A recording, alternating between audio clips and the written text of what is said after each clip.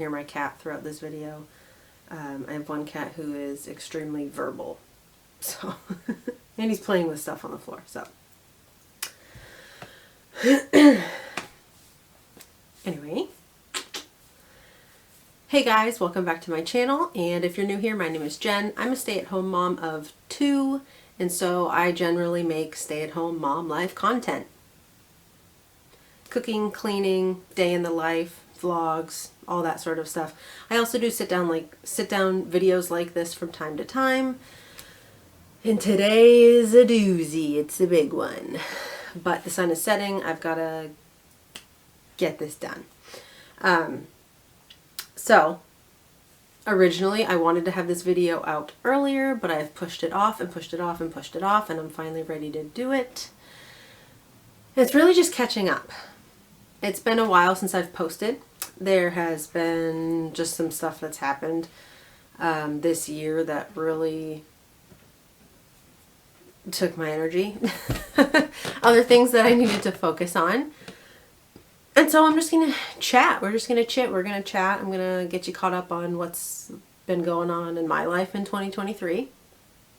So, first thing, big life update. We are currently expecting. We are pretty far along actually at this point. Not quite halfway, but almost there. I'm just about 18 weeks today. So, yeah. This is going to be baby number 3 for us, and it has been probably my hardest pregnancy out of all of them. Both pregnancies that I had with my girls were pretty easy. My first, I did have morning sickness quite a bit, but I got through it. This time around, I didn't actually throw up a lot, but the all day, all night nausea, it really wears you out. Really, really wears you out. So, originally what I wanted to do was, when I found out, I was going to announce it pretty quickly, honestly. I wanted to wait to make sure that it wasn't going to be a chemical pregnancy. I've had one of those before. And I also, last year, had a miscarriage at 8 weeks. So I was kind of wondering if I was going to wait until closer to the end of the first trimester or wait until my second trimester to announce. And I wasn't sure. I was just going to sort of feel it out. And then when I was 5 weeks along, maybe 5 weeks and a couple days, I started experiencing a lot of pain. It just was really bad. All of a sudden one day I just started having a lot of pain, was not feeling good, didn't know what was going on. That night, it started like midday or more towards the evening. Later that night it got worse and worse and worse, and I ended up just Googling symptoms of appendicitis because I had a feeling that's what it was. And what gave it away to me was that when I would lift my right leg, I would have pain where your appendix is and up the side. But when I would lift my left leg, nothing would happen. No significant pain. And so that was that's one of the obvious signs of appendicitis. And my brother has had appendicitis too, so I just kind of thought, yeah, well, maybe. Because that's what it seems like. So I had Jeremy call an ambulance for me so that we didn't have to get the girls in the car and he didn't have to worry about dropping me off and getting them to bed and all of that. Called me an ambulance. I went to the hospital. It was a really, really long wait, but sure enough, through multiple tests, they found out that, yeah, your appendix is swollen. And the anatomy of my appendix is kind of odd too, I guess. But so, short story long, long story short, it did end up being appendicitis, and so I had to have emergency surgery. Yeah. So, being 5 weeks along and having emergency surgery for appendicitis, sucked. I'm just gonna like put it blankly. It sucked.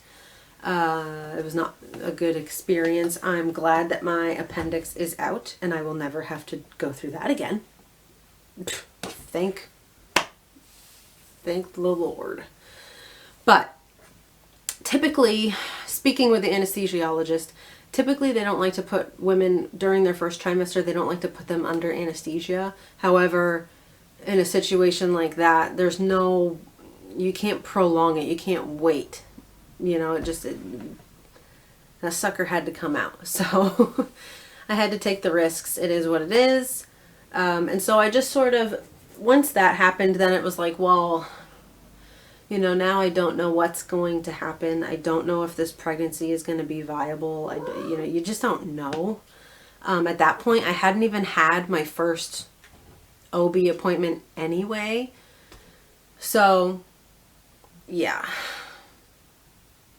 It was a rough experience, but it's over with.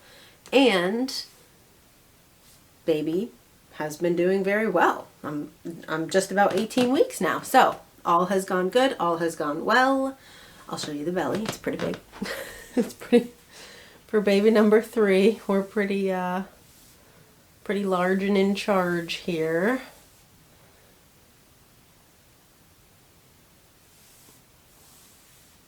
Pretty cool.